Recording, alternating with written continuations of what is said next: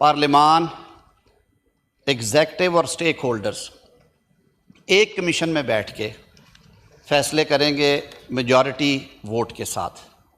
जनाब चेयरमैन, यहाँ पे नहीं, तकर्री के बाद हमने ये देखा और ये शिकायत बहुत आम है कि बर वक्त इंसाफ नहीं मिलता, तारीखें दी जाती हैं, लेफ़्ट ओवर होते हैं, उम्र कैद और सज़ाए मौत की अपीलें 8-8 साल जो हैं वो हाई कोर्ट्स में पड़ी रहती हैं। सिविल दीवानी मुकदमात 14-14, 20-20, 25-25 साल पेंडिंग रहते हैं हाई कोर्ट्स में।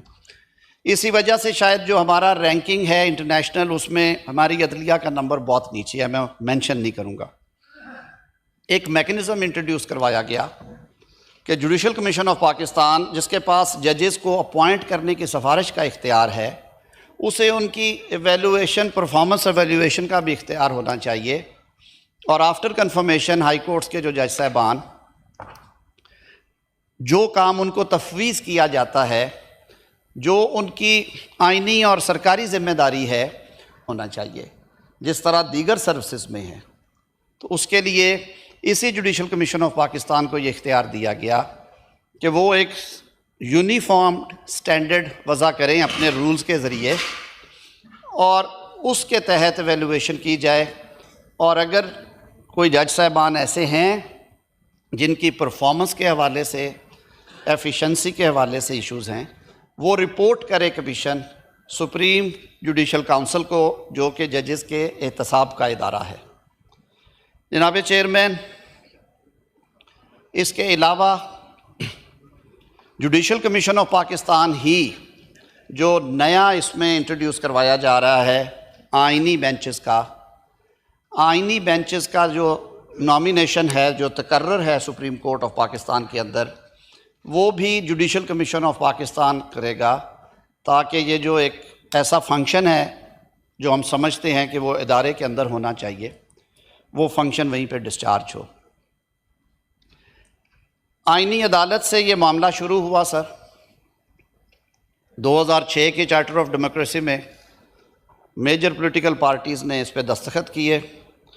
शहीद मोहतरमा बेनज़ीर भुट्टो साहिबा और मियाँ नवाज शरीफ साहब ने इसके लिए तहर्रुक किया और ये एक पेंडिंग एजेंडा था जिस पे chairman Pakistan Peoples Party Bilawal Bhutto Zardari साहब ने इस दफ़ा आवाज़ उठाई और उन्होंने कहा कि अगर हम आइनी तरमीम लाना जा रहे हैं तो हमें आइनी अदालत का क़याम भी करना चाहिए। इस पर कई स्टेक होल्डर से किया, मैं ख़ुद बार बॉडीज़ के सामने पेश हुआ, 3.25 घंटे मेरा इंटरेक्शन रहा, उनसे तजावीज़ मांगी, एक उनकी कमेटी बनी, उन्होंने कहा कि आप बना लें।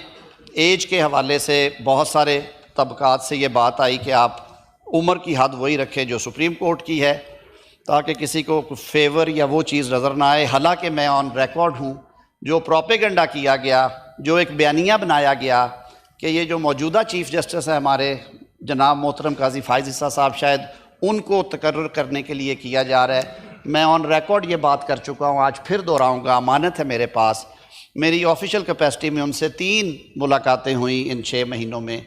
उन्होंने हर दफ़ा मुझे कहा कि वो किसी किस्म की एक्सटेंशन में इंटरेस्टेड नहीं हैं, वो अपनी मुद्दत पूरी करके चले जाएंगे।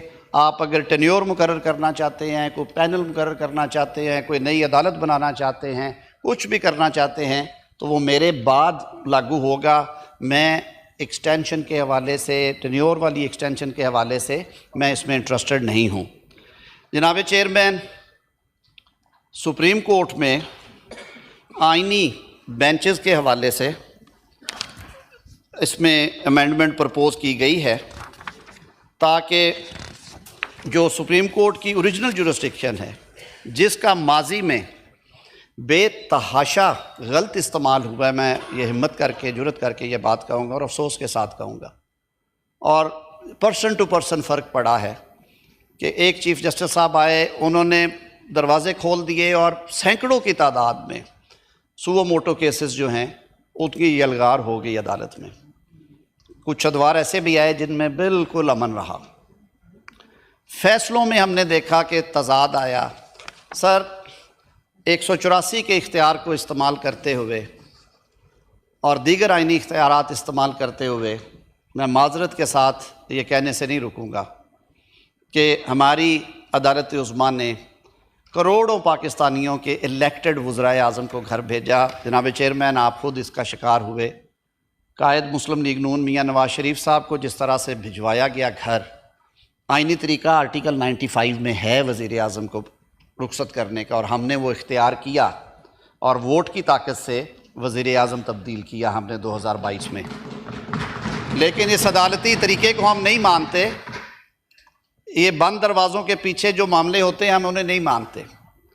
इन शिकायत को सामने रखते हुए, तारीख़ से सबक सीखते हुए, जनाब चेयरमैन, हमने जो आइनी बेंच है, आइनी अदालत से आइनी बेंच तक, इसके लिए हमारे दोस्त कामरान मुर्तज़ा साहब अभी हाउस में आ जाते हैं, वो बेहतर जानते हैं। इंगेजमेंट हुई बिलावल भुट्टो ज़रदारी साहब की कराची में, उसके बाद दूसरी नशिस्त हुई लाहौर में। मियाँ नवाज शरीफ साहब ने इनवाइट किया सबको, जिसमें सदर पाकिस्तान, वज़ीर आज़म पाकिस्तान, दीगर ज़ुमा भी शरीक थे, और ये तय किया गया कि आइनी अदालत की बजाय अदालत के अंदर ही आइनी बेंचेस तश्कील कर दिए जाएँ। और ये तजवीज़ अपोजिशन से भी आई थी, अली ज़फ़र साहब बैठे हुए हैं, इन्होंने बरमला कहा था कि आइनी बेंचेस तश्कील दे दिए जाएँ, हमें एतराज़ नहीं होगा। हमने कंसेंसस डेवलप करने के लिए, इसमें खूबसूरती लाने के लिए ये बात भी मानी, और चेयरमैन बिलावल भुट्टो अपने इस मुतालबे से पीछे हटते नज़र आए, और उन्होंने कहा अगर कंसेंसस होता है तो बिस्मिल्लाह, हम ज़रूर करेंगे। तो आइनी बेंचेस का क़याम किया जा रहा है। जो सुप्रीम कोर्ट की ओरिजिनल जुरिस्डिक्शन है वो एक्सरसाइज करेंगे। 184 में, 186 में जो जुरिस्डिक्शन दी गई है, जो एडवाइजरी इन नेचर है, जो उनकी ओरिजिनल जुरिस्डिक्शन है, जिसमें ये सुओ मोटो, मैं आम ज़ुबान में कह रहा हूँ, वो भी आते हैं। और उसके जजेस की नॉमिनेशन मैंने अर्ज़ की, वो भी जुडिशल कमीशन ऑफ पाकिस्तान करेगा, ताकि ब्रॉड बेस कंसेंसस हो।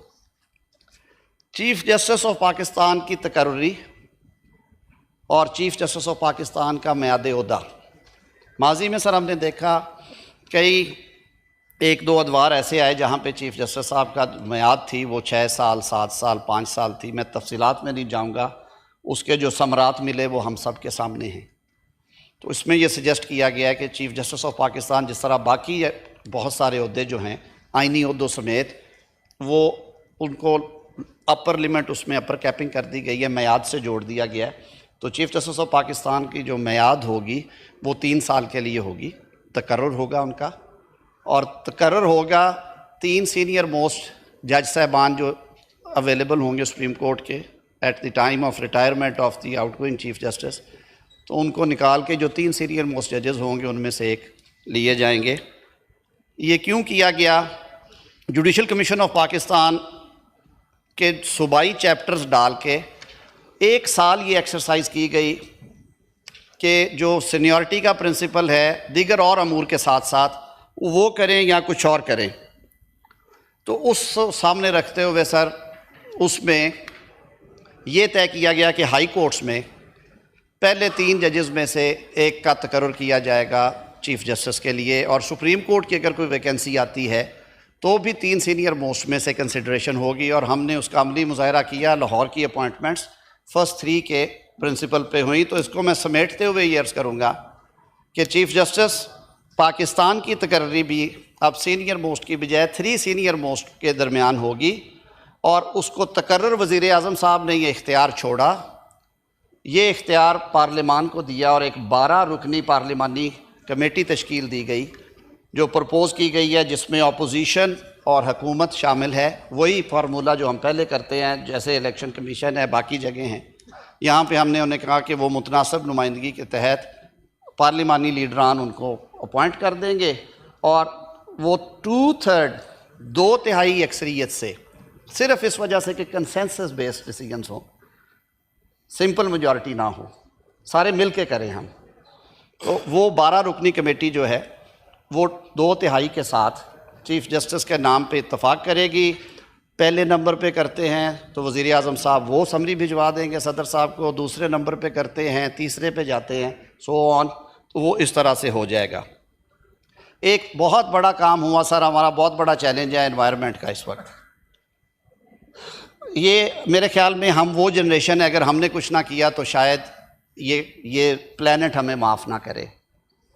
सर अक़वाम मुत्तहिदा ने भी कहा है कि ये अब इसको सारी दुनिया एक रेड बटन दबाया हुआ है। शहरी रहमान साहबा बैठी हैं, इनकी और कुछ दीगर साथियों की और अटॉर्नी जनरल साहब की तजवीज़ थी कि ये वेकअप कॉल देने का टाइम है और रियासत को जागना चाहिए।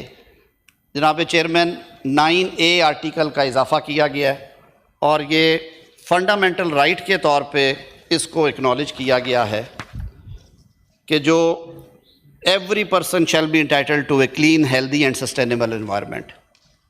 ये एक बहुत बड़ा कदम है। इसके बाद वफाकी और सूबाई हुकूमतें जो हैं वो आगे बढ़ेंगी और हमें उम्मीद है कि हम इन चैलेंजेस से निमटने के लिए अपना किरदार अदा करेंगे।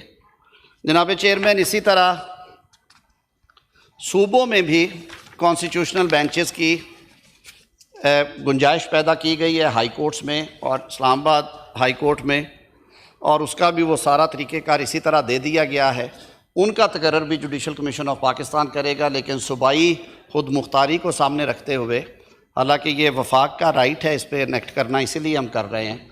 सूबों को हमने कहा है कि अगर आप ये तरीक़ाकार अपनाना चाहें तो उस सूबे की सूबाई असम्बली टोटल मेंबरशिप के 51% के साथ, और इस्लामाबाद हाई कोर्ट के केस में जो पार्लिमान है हमारी, वो 51 वोट्स के साथ ये रेजोल्यूशन पास करेगी और वो तरीक़ाकार अपना लेंगे। हमारे JUI के दोस्तों ने इसमें हमसे मुशावरत करने के बाद सेनेटर कामरान मुर्तज़ा साहब ने 5 अमेंडमेंट्स आज दाखिल कराई हैं, जो कि वो वन आफ्टर अनदर पेश करेंगे अपने नंबर पे। जी नहीं सर, वो क्लॉज बाय क्लॉज आएगा ना, हमारी आपकी तो है ही नहीं सर। हमने एक कंसेंसस डेवलप किया, उन 5 जो क्लॉजेज़ हैं उनके ऊपर भी हमारा इत्तफाक़ राय है। काबीना ने भी मुझे ऑथोराइज़ किया कि सबका इत्तफाक़ राय क्योंकि हुआ था इस पर, तो हम उन 5 क्लॉजेज़ को, जिनमें वफाकी शरई अदालत के हवाले से है, इस्लामी नज़रियाती काउंसिल के हवाले से हैं अमेंडमेंट्स, जो वो पीछे फ़ैसला आया इस्लामी जो फेडरल शरीयत कोर्ट का, उसमें रिबा के हवाले से, तो वो कामरान मुर्तज़ा साहब की क्लॉजेज़ हैं 5, उस पर हमारा ये इत्तफ़ाक़ है कि हम उसको सपोर्ट करेंगे। सर ये इसके खदो खाल थे। कुछ छोटी छोटी अमेंडमेंट्स हैं जो आपके सामने आएंगी, टाइम टू टाइम उसको एक्सप्लेन कर देंगे अगर किसी को इस पर कोई बात करना हो। मेरी सर ये इस्तदा होगी इस ऐवान से कि हम सारे एक अच्छी नीयत के साथ हमने काम शुरू किया था। हमारी ये ख्वाहिश थी कि अपोजिशन के तमाम साथी इसमें साथ दें। बारकैफ़ हम शुक्रगुज़ार हैं मौलाना फजलुर रहमान साहब के और उनके अरकान पार्लिमान के कि उन्होंने हमारे साथ मिल बैठ के एंगेजमेंट के बाद जो मुसवदा फ़ाइनल किया वो उस पर एग्री की और उन्होंने कहा कि आज हम उसको वोट करेंगे। मैं सारे ऐवान से ये इस्तदा करूँगा कि आज जो बिल पेश होने जा रहा है इसको पास किया जाए। पाकिस्तान के निज़ाम इंसाफ को सुस्त रवि से निकालने के लिए, आम आदमी को इंसाफ फराहम करने के लिए, जल्द और सस्ता इंसाफ फराहम करने के लिए और शफाफियत लाने के लिए ये चीज़ें की गई हैं। वज़ीर आज़म ने, हुकूमत ने अपने कई इख्तियारात छोड़े हैं इस पर, लेकिन पार्लिमान को, इस ऐवान को मजबूत किया है। और मुझे ये कहने में कोई शक शुबा नहीं है कि फ्रेमर्स ने जब कॉन्स्टिट्यूशन बनाया था तो आर्टिकल 239 में एक मेकनिज़म दे दिया था कि आईनी तरमीम 2/3 अक्सरियत से होगी, और इसमें यह भी लिख दिया था कि फॉर रिमूवल ऑफ डाउट्स हम ये कह देते हैं कि पार्लिमान के इख्तियार पे कि वो कॉन्स्टिट्यूशन में कौन सी तरमीम कर सकती है या कौन सी नहीं कर सकती, कोई कदगर नहीं है। ये वो ऐवान है जो आइन बनाया जिसने, और इसी ऐवान को ये इख्तियार है कि वो आइन में तब्दीली करे, तहरीफ करे, एजाद करे। बहुत शुक्रिया जनाब चेयरमैन। पहले PTI parliamentary leader had already given the floor. बिस्मिल्लाहिर्रहमानिर्रहीम। Thank you. जनाब चेयरमैन। जनाब चेयरमैन, एक बात तो आप मानेंगे और वो ये है कि आइन जो है वो कौम को इकट्ठा करता है। आइन एक सोशल कॉन्ट्रैक्ट है जो लोग बनाते हैं अपने लिए कि हमें गवर्नेंस कैसे होगी। आइन लोगों को जुदा नहीं करता। जब आइन बनता है तो वो लोगों की रज़ामंदी और इत्तफ़ाक़ राय से बनता है।